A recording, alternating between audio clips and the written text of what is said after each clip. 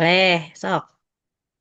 Eh, Bismillahirrahmanirrahim. Assalamualaikum warahmatullahi wabarakatuh. Waalaikumsalam warahmatullahi wabarakatuh. Oke,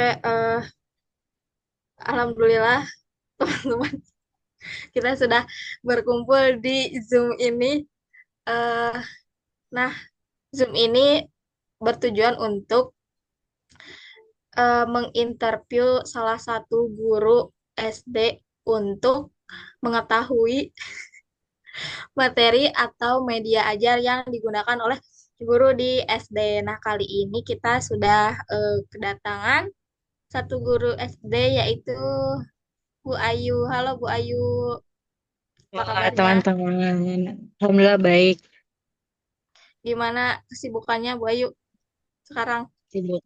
Sibuk tidur.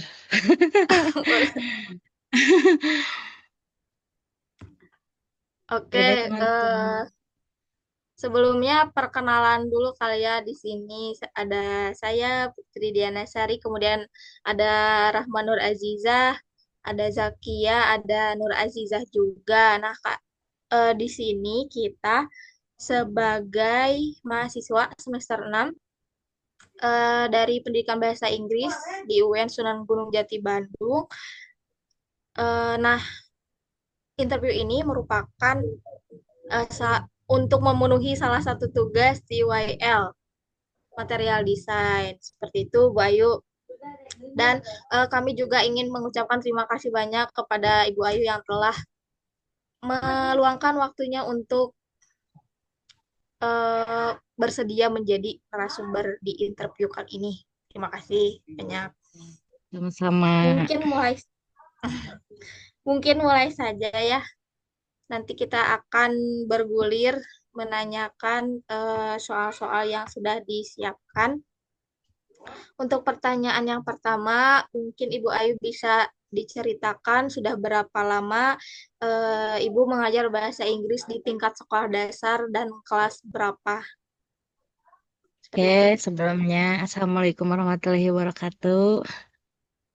Waalaikumsalam Waalaikumsalam warahmatullahi warahmatullahi wabarakatuh. wabarakatuh. Sebelumnya izin memperkenalkan diri. Saya Ayu. Eh, bukan guru sih.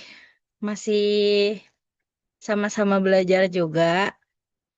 Karena Ayu juga sama, pribadi Ayu kan masih proses pembelajaran, masih sama kayak teman-teman, masih sama mahasiswa gitu. Apalagi Ayu masih tingkat 2 semester 4 gitu ya.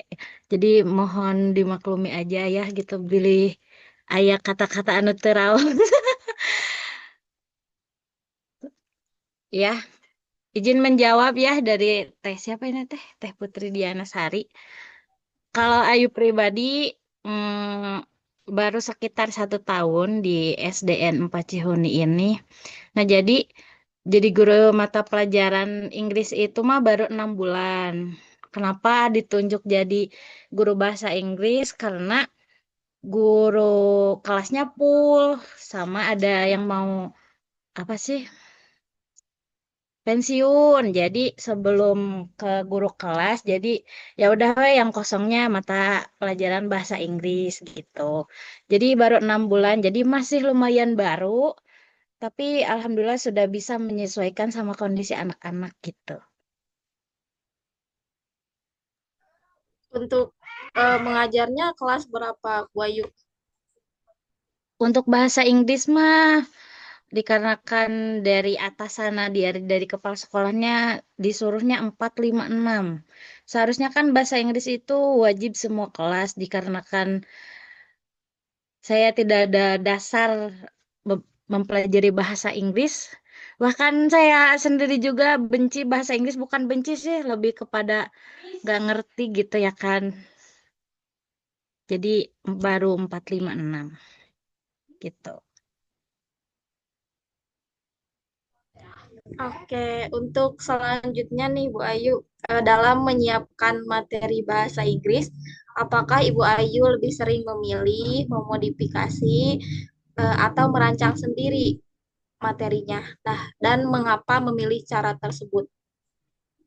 Kalau misal saya pribadi mah yang paling utama itu kan pastinya harus sesuai sama usia anak-anak dan tingkat kemampuan anak-anaknya juga. Nah, karena mereka kan masih SD, jadi materinya itu harus ringan. Nah, banyaknya visual visual gitu dan nyari materi yang gampang dimengerti anak-anak. Terus juga kan dilihat dari keseharian mereka kan di SDAU itu pelosok, jadi keseharian mereka itu kan bahasa Sunda gitu. Jadi eh, dikarenakan udah 4 tahun tidak ada guru bahasa Inggris, jadi di kelas 4 itu nol sama sekali gitu. Jadi bingung kadang mau ngasih materi bener-bener materi kelas 4 itu mereka nggak punya dasar gitu. Jadi nyari yang gampang-gampang aja. Terus juga dilihat dari keseharian mereka, terus lebih relate-nya juga mereka lebih semangat belajarnya gitu. Gak lupa juga disesuaikan sama waktu dan fasilitasnya juga gitu.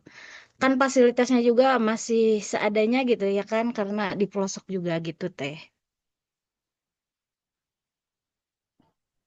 Baik. Maaf.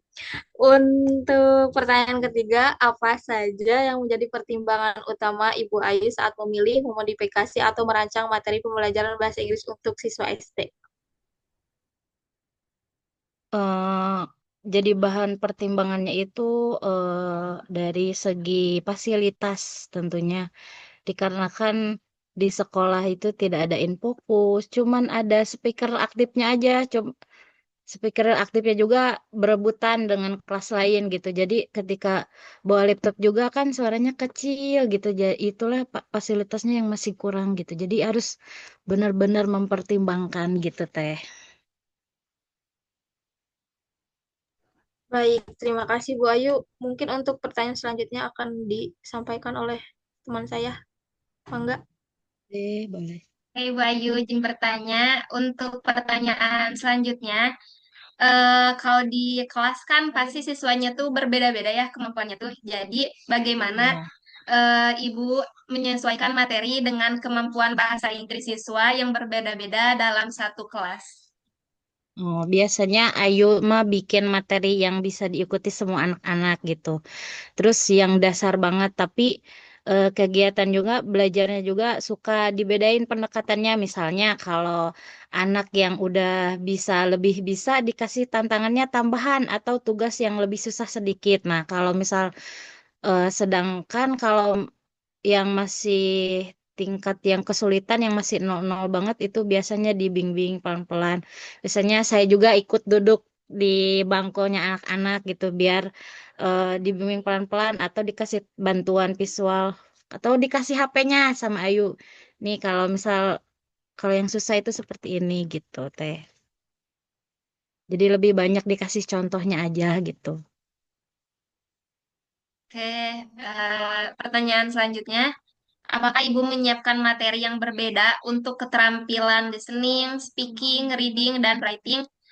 Bisa dijelaskan mungkin seperti apa contohnya gitu. Hmm. Kadang diberinya itu sesuai keterampilannya anak-anak. Misalnya buat listening, Ayu suka pakai lagu anak-anak.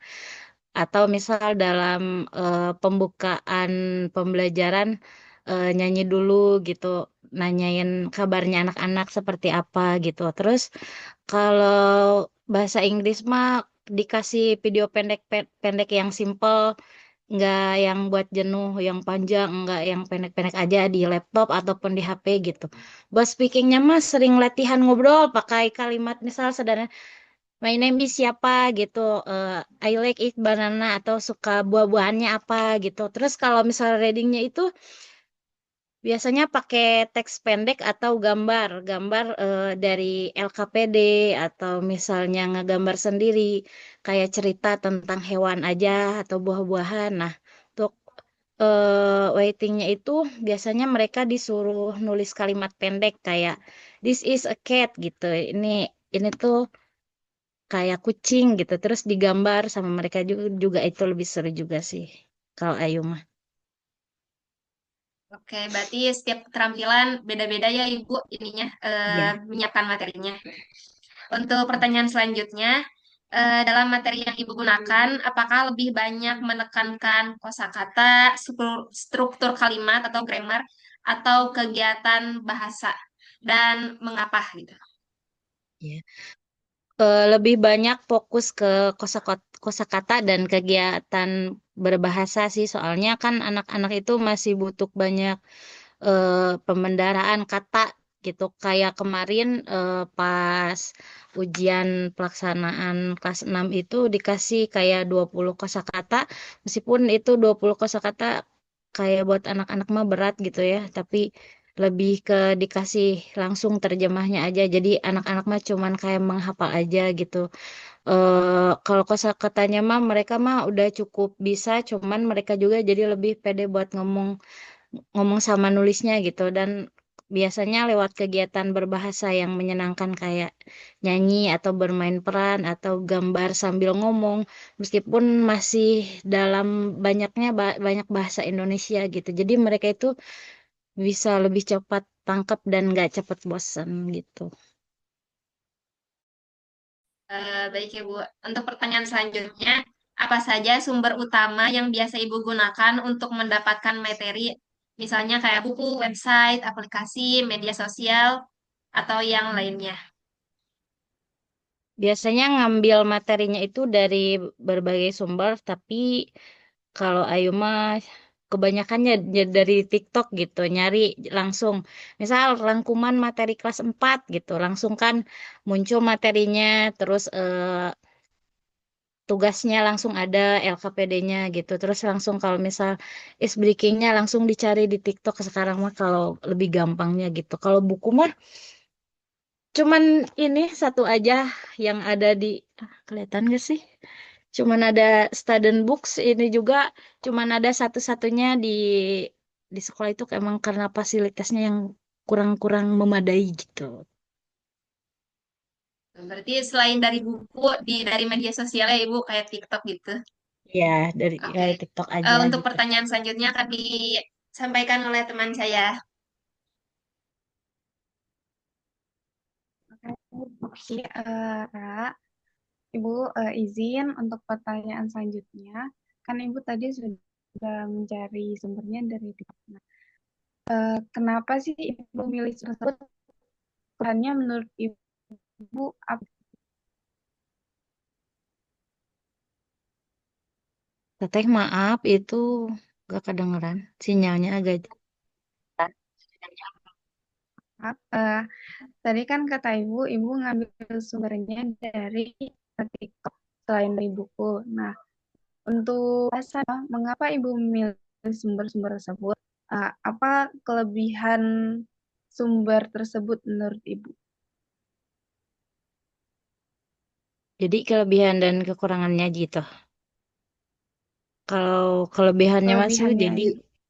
kelebihannya itu jadi gampang gitu ya, gampang nyari materi, eh, sebagian yang menyesuaikan dengan anak-anak gitu. Kalau misalnya buku nggak memadai kan internet itu paling paham banget gitu. Sebelum kita nyari juga udah we diketik apa chat GPT juga bisa gitu. Jadi lebih enak gitu. Jadi nggak terlalu kayak beban bagi guru gitu. Jadi udah we internet aja lah yang gampang-gampang aja gitu. Oke. Eh, untuk yang tadi kata Ibu dari TikTok, apakah Ibu pernah modifikasi yang Ibu ambil dari internet? Kayak bisa nggak berikan contoh bagaimana materi itu dimodifikasi dan alasan dibalik modifikasinya? Sebenarnya sih pernah coba gitu. Coba nyoba buat materi sendiri gitu dari buku terus dirancang sendiri. Apalagi pas waktu pertama awal-awal ngajar, pasti setiap malam, setiap pagi itu pasti benar-benar mikirin materi supaya anak bisa tertarik gitu ya kan. Terus harus mulainya dari dasar banget. Jadi Ayu teh bikin dari sendiri dari kosakata ataupun gambar-gambar lucu gitu. Terus dibikin game tebak-tebak pakai gambar hewan gitu. Atau misalkan ditulis dari HPS, eh, kosakata sama artinya nanti sambil dibikin game kayak gitu. Jadi respon anak-anak itu bagus. Jadi mereka itu lebih ke antusias.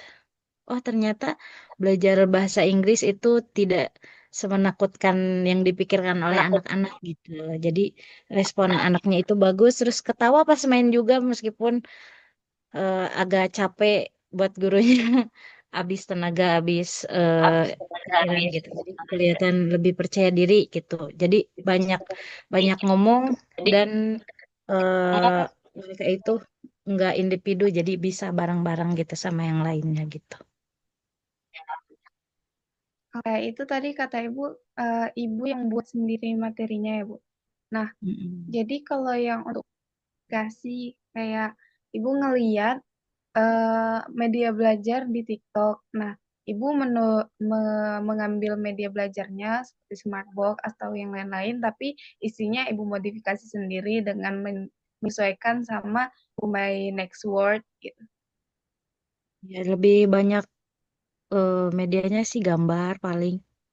Gambar aja sih kalau smartbook itu seperti apa ya?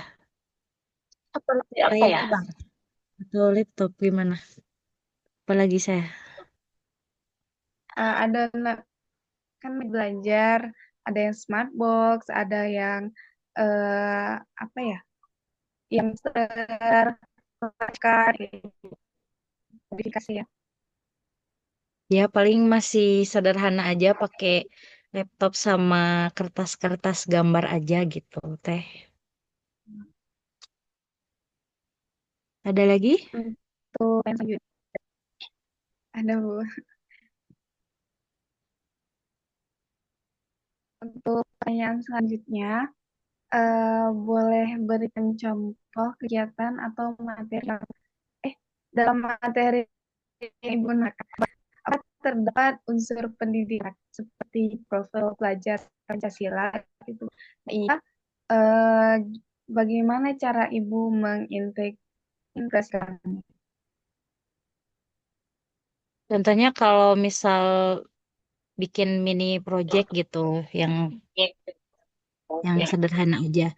Misal kelompok tentang my family atau keseharian mereka atau my school gitu atau mereka juga bisa kerjasama bikin gambar, poster, terus dipresentasikan di depan gitu. Terus dari situ kan anak-anak belajar tanggung jawab untuk dirinya dan teman-temannya juga gitu. Terus dari situ kan anak-anak bisa belajar tanggung jawab bukan hanya tugasnya individu tapi belajar bersama-sama buat terus main perannya juga mereka belajar toleransi dan saling menghargai giliran ketika berbeda pendapat juga kan meskipun kadang ada debatnya juga ya gitulah tetap gurunya yang harus menyeimbangkan gitu. Jadi juga sering kasih tugas yang harusnya dikumpulkan bareng-bareng biar mereka belajar kerjasama dan saling bantu kalau ada yang kesulitan gitu teh. Oke, Bu, pertanyaan dari saya, pertanyaannya agak detail ya, saya. Oke, terima Gimana kasih tuh? Jiza. Ibu Ayu izin bertanya ya. Kan tadi Boleh. yang udah disebutin sama Ibu Ayu bahwa di dalam materi atau pembelajaran Ibu Ayu ini ada menanamkan unsur pendidikan karakter atau profil pelajar Pancasila ya. Nah, kan tadi ada contoh-contohnya. Bisa disebutin lagi nggak Ibu kegiatan-kegiatan atau materi-materi yang lain yang sering Ibu gunakan yang menjunjung atau mendorong nilai-nilai gotong royong, toleransi, atau tanggung jawab gitu. Kalau biasanya materinya itu ya seperti Iya, tadi my family gitu. Kalau my school atau bermain peran juga gitu. Jadi buat mendorong nilai gotong royong, toleransi dan tanggung jawabnya anak-anak itu harus dibangun gitu. Jadi ketika tugasnya masing-masing itu harus tahu berperannya itu seperti apa gitu. Teh paling gitu. Gak ada lagi sih materi yang lainnya mah. Oke, Ibu. Nah, dari sekian banyaknya materi-materi atau yang udah Ibu Ayu implementasikan gitu di kelas, ada gak tantangan yang Ibu hadapi gitu ketika mengaplikasikan itu atau dalam proses memilih, memodifikasi atau merancang materi gitu, Ibu? Ada tantangannya? Tentunya tantangannya itu banyak sekali karena gak ada basic sama sekali sebagai guru bahasa Inggris. Karena saya bekerja di perbankan, ketika saya bekerja di perbankan, terus terpaksa orang tua harus jadi guru ketika mengambil kuliahnya PGSD dan ternyata gong banget harus mengajar pembelajaran bahasa Inggris ini yang tentunya saya juga tidak ada dasar sama sekali gitu ya Teh ya. Itu tantangannya besar sekali. Jadi tantangannya itu anak-anak itu masih banyak yang belum pernah belajar bahasa Inggris karena gurunya itu tidak ada dimutasi ke SMP gitu. Jadi gak ada sama sekali. Jadi harus dimulai dari dasar banget. Terus kemampuan merekanya itu berbeda-beda kan. Jadi nggak bisa pakai materi yang sama untuk semua dalam satu kelas gitu. Jadi keterbatasan waktu juga jadi tantangan karena jam pelajaran bahasa Inggris itu terbatas gitu. Dalam satu minggu itu cuman 2 jam pelajaran aja gitu. Jadi kadang nggak cukup buat ngasih semua materi secara lengkap dalam satu minggu. Cuman satu kali pertemuan. Jadi belum lagi soal fasilitas yang kadang nggak bisa pakai proyektor atau speakernya karena berebutan dengan kelas yang lain. Terus keterbatasan alat juga. Jadi harus kreatif nyari alternatif yang sederhana tapi tetap efektif gitu buat belajar bahasa Inggris. Baik, Ibu. Jadi banyak ya tantangannya dari mulai anak Ya, didik, terus juga timing dalam pembelajaran, terus juga fasilitas ya, ya, Ibu. Nah, iya, dari benar situ banget. bagaimana Ibu biasanya mengatasi tantangan-tantangan tersebut, Ibu? Nah, apakah ada strategi khusus gitu yang digunakan oleh Ibu Ayu? Kalau Ayu pribadi biasanya lebih banyak mengandalkan kreativitas atau cari referensi dari internet tadi seperti TikTok atau misal media yang lainnya, YouTube gitu atau Instagram. Karena kan banyak ide juga yang seru gitu yang bisa memodifikasi biar cocok sama anak-anak SD gitu. Terus juga Ayu coba bikin suasana belajarnya itu jadi have fun. Jadi anak-anaknya itu nggak cepat membosankan. Misalnya sambil nyanyi, main games ataupun aktivitas yang melibatkan